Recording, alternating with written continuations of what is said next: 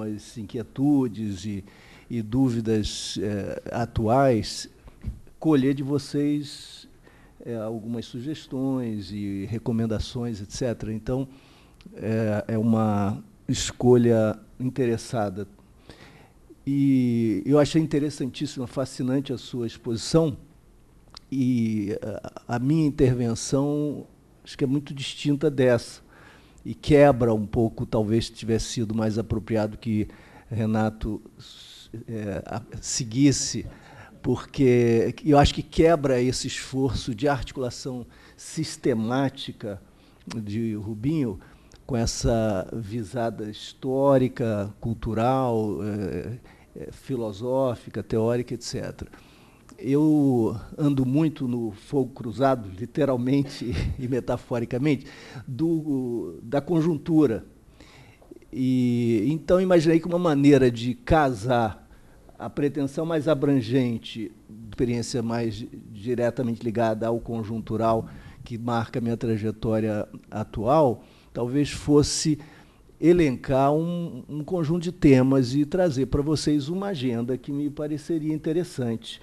É uma agenda, não são reflexões sistemáticas e concludentes, nem leituras, interpretações de fenômenos, são, de fato, questões que eu adoraria que vocês considerassem, contemplassem no laboratório que Renato dirige, ou no âmbito das sedes, enfim, no âmbito das pesquisas que vocês estão conduzindo. Essa agenda diz respeito, eu acho, a todos nós nas ciências sociais, lato sensu, mas também à prática política em distintos níveis, e à nossa experiência cidadã e militante também. E, como vocês vão ver, eu repito, elas nos trazem, de fato, fragmentado, portanto, quase oposto ao que Rubinho nos traz. Mas eu achei tão interessante que não resisto a fazer 2 ou 3 comentários, até para não perder esse momento antes de mergulhar nessa fragmentação. Rubinho, uma hipótese também interessante seria pensar essas tradições, essas 3 linguagens, como você disse, numa perspectiva que, para nós da antropologia, faz sentido, desde Edmund Leach, do Political Systems of Highland Burma, que é um clássico para nós, em que ele trabalha com 2 modelos, Gunza e Gunlaw.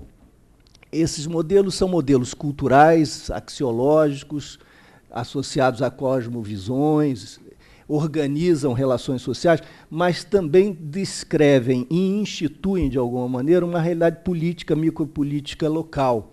Então, é curioso que são antagônicos complementares em outros, eles descrevem ou refletem, retratam uma determinada realidade apropriada por um determinado ângulo de leitura, mas, ao mesmo tempo, a realizam de fato. Então, você tem distintas descrições que são entre si conflitivas, se não contraditórias às vezes, ambas reais, porque essa realidade é conflitiva e contraditória e comporta essas tendências que não são apenas virtualidades, são manifestações concretas de possibilidades do social, ou do ser social, do mundo social. Então, essa é uma forma de costurar que pode ser interessante, abrindo aí um diálogo rico com a antropologia. Uma outra questão que me parece muito interessante, estava observando aqui, me lembrando, Cristina, do seminário que você organizou lá na UFRJ, no qual eu pude desenvolver essa ideia mais extensamente e profundamente, pensando a problemática da vontade geral, para mergulhar aí numa das linhas e das linguagens do seu tríptico, na linguagem rousseauista. Uma das possibilidades de apropriação, realização da vontade geral é mediada no Brasil por uma surpreendente política de identidade, envolvendo gênero de um lado, cor de outro. A política de cotas, a política afirmativa e o debate ensejado pela problemática da política afirmativa de um lado, e, de outro lado, o gênero, a política de gênero, política de identidade, movimento das mulheres, etc., tem nos trazido uma oportunidade de rever a ideia e a prática de vontade geral de uma maneira muito peculiar, muito interessante.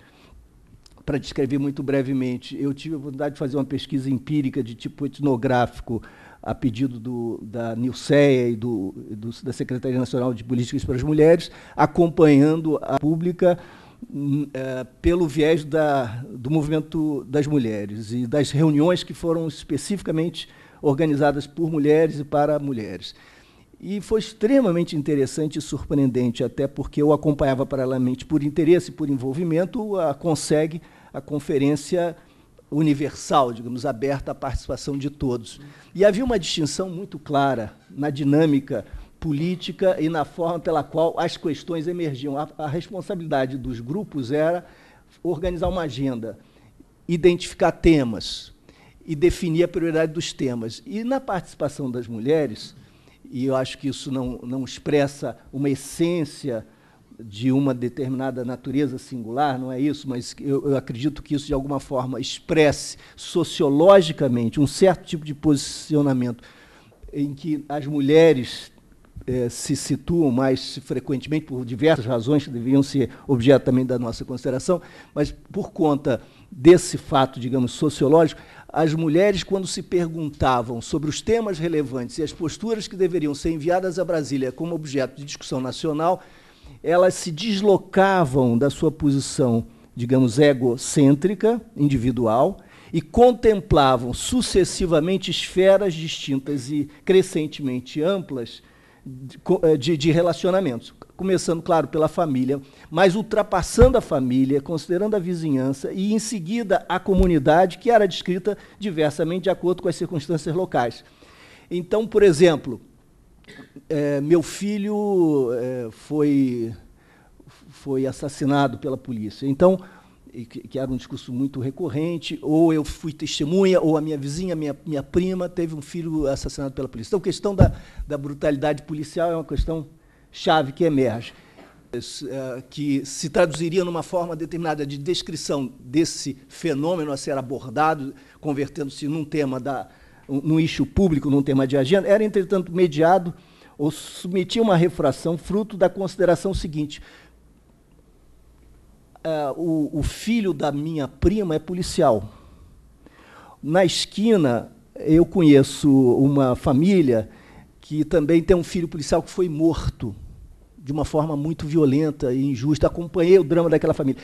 De tal maneira, a complexidade do mundo social, com todas as suas possibilidades, se manifestava nesse trânsito das mulheres, contemplativo, observador e engajado pelas circunstâncias vizinhas, que qualquer posição unilateral era imediatamente reduzida ou redefinida, requalificada e ressemanticizada pela associação com outras alternativas.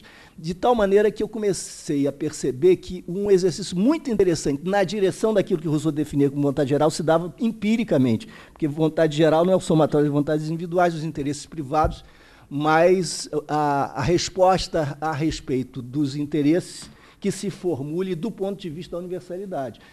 E esse movimento não se dava intelectivamente, idealmente, no campo, claro, filosófico, reflexivo, teórico, mas se dava pelas mediações sucessivas, o que certamente traduzia o fato das mulheres ocuparem posições de brokers na comunidade. Oi? De brokers, assim, mediadores, né?